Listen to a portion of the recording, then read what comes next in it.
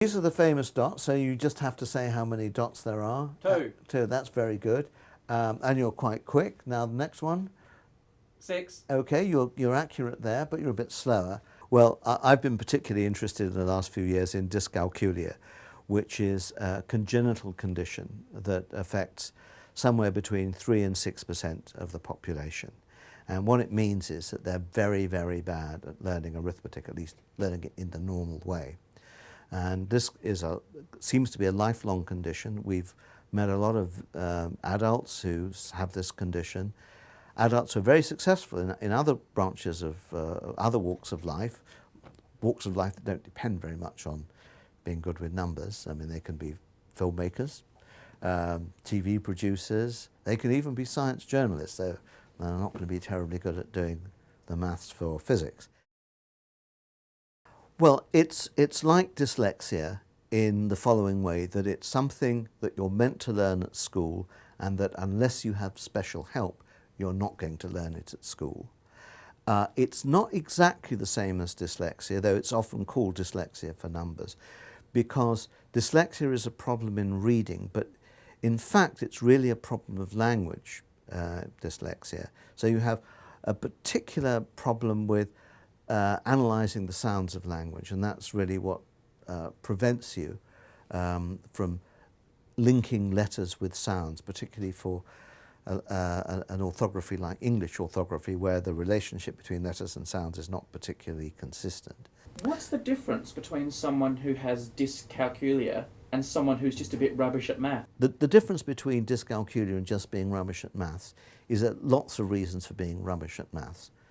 My own excuse is that I didn't have a very good maths teacher at school, and I didn't like him, I didn't get on with him. I've had to try and desperately to make up for that since. For example, you might miss a lot of lessons, and since maths is a kind of cumulative subject, unlike history, then you know, if you miss a lot of stuff, it's very hard to catch up.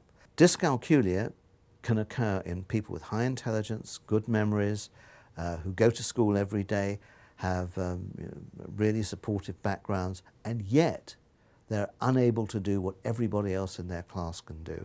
They do simple arithmetic. So there is a difference. You can often spot a dyscalculic, though these aren't formal tests, in lots of different ways. For example, they have great difficulty in remembering telephone numbers. They have difficulty in remembering any numbers. So they often are going to use the same PIN for, when they shouldn't, for lots of different activities. They're very bad at shopping. So actually one of the first developmental dyscalculics that we came across was in prison, and he was in prison for shoplifting. Why did he shoplift? Well, because he was too embarrassed to go to the counter, because he didn't know how much money to give, he didn't know whether he was getting the right change. So shopping is an area which is really difficult for dyscalculics. They also have trouble with time. It's not that they can't estimate intervals, it's just that they're not very good at the numerical side of it, working out, for example, what time they have to leave home in order to get to somewhere at a particular time. We know that there's a particular part of the brain that seems to be involved in very simple number tasks. So, for example, here in the parietal lobes of the brain, this is the back of the brain, this is the left parietal, that's the right parietal.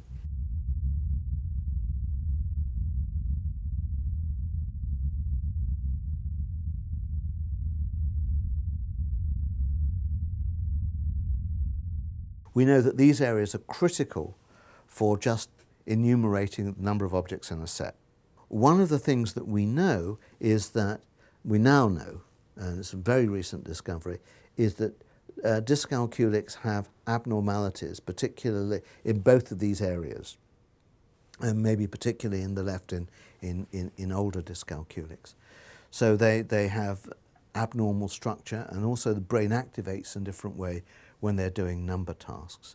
Now, why should they have abnormal structure or abnormal activations? Well, there are a number of possible reasons. We don't know all of them.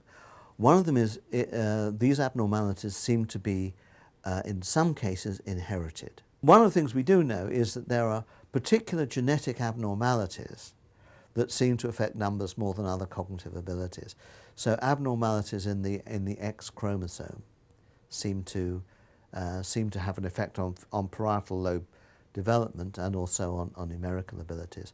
So individuals with a number of different X chromosome conditions like Turner's syndrome, where you have only one complete X chromosome, or Fragile X syndrome, they seem to have a big effect on your ability to do even very simple number tasks.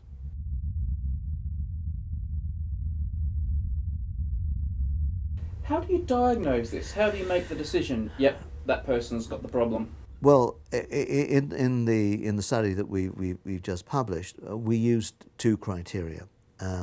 One is you've got to be bad at arithmetic, and it's important to note it's timed arithmetic that's critical here, because there's a difference between somebody who answers the question, what's 5 plus 3 with 8, and the individual who goes 5 plus 3,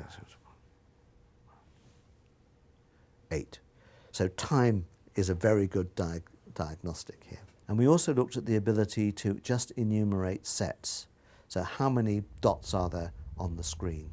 Now, how good you are at this is even in kindergarten, in one of our studies, is a very good predictor at how much difficulty you're going to have in learning arithmetic. What is it about counting dots? Counting dots is it just because it's a good, easy, dependable test, or is there something more to it that I'm missing? It's a very dependable test. So if you're bad at it at 5, you're bad at it at 6, you're bad at it at 7, you're bad at it, well, up until 11, that's, in our longitudinal study, that's as far as we've gone so far. So it's a very stable indicator. So that's one reason. The other reason is because it links to the kinds of things that might be inherited, the kinds of things that other species are able to do. What do we do with someone who's got it then? Are there drugs they can take? Is there something that can be done, or are they a basket case?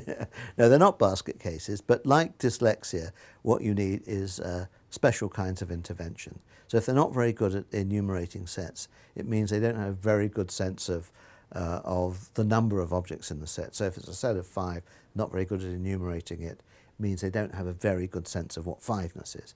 So what you have to do is you have to have interventions that target that particular weakness. So you get lots of practice at enumerating sets, linking that enumeration with the symbols that we use for sets, like the word 5 and the digit 5. And in fact, you can relate the number of dots to how long it takes you. So unsurprisingly, you might say, the more dots there are, the longer it takes you to give the right answer.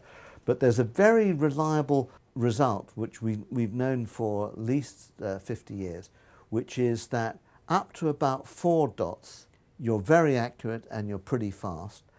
And thereafter, it takes you about an extra quarter of a second for each additional dot. And this is sometimes called the subitizing range, and that's called the counting or estimating range. And there's a point at which you go from one range to the other range, and that suggests there are actually 2 processes at work here. And we know actually from some recent neuroimaging studies that we've done that there are, in fact, there's a separate part of the brain that does the subitizing range from the estimating range. At how many dots does it become reasonable for someone to make a mistake? Because I feel a lot of pressure when you show me dots, and if you put up 30 or so, that would take me a long time to count. Right. I mean, this is a very fair point. If you give people unlimited time and you tell them they have to be accurate, they'll just count them, and they'll be pretty good at counting them. If you give them limited amount of time, then they can count them up to a point. So this, for example, this is from children. So it's taking them 7 seconds to get to 8 dots. But if you gave them less time to do it, then of course they'd have to estimate. And it looks as though for big numbers you use a somewhat different process than when you're doing an exact enumeration. What do I do for big numbers? Well, you make an estimate which is based on extracting various visual properties from the stimulus. And there's now some brilliant work done by Marco Zorzi's lab in Italy where they've modelled how this might work. But for numbers up to about 9 or 10, for some people it might be a bit more, there's a way in which you kind of can enumerate even if you're not actually verbally counting. I feel like when I'm doing it, like when you showed me the 6, I counted 3 and then I kind of made a little split and counted another 3 and added them together. Is that a normal thing? Is everyone doing that, or are some people counting them one by one, or? Dyscalculics will count one by one. This is one of the interesting things about dyscalculics. They're very bad at doing the estimating, using the estimating strategy. You can do it with 3 and 3. We've done some work on this, but you won't do it on 3 and 4. So you won't say, well, there's a group of 3, there's a group of 4. It doesn't give you any advantage. For reasons we don't fully understand, having 2 visually separable groups of the same number is an advantage, but having 2 visually separable groups of different numbers, for reasons I don't understand, doesn't give you any advantage. Well, you know more than me. I feel like with 7 I would count 3 and 4, and maybe I would do 3 and 2. I don't know. Well, come into the lab for some tests, and we'll see what you really do. There's 2 there. Yeah, correct.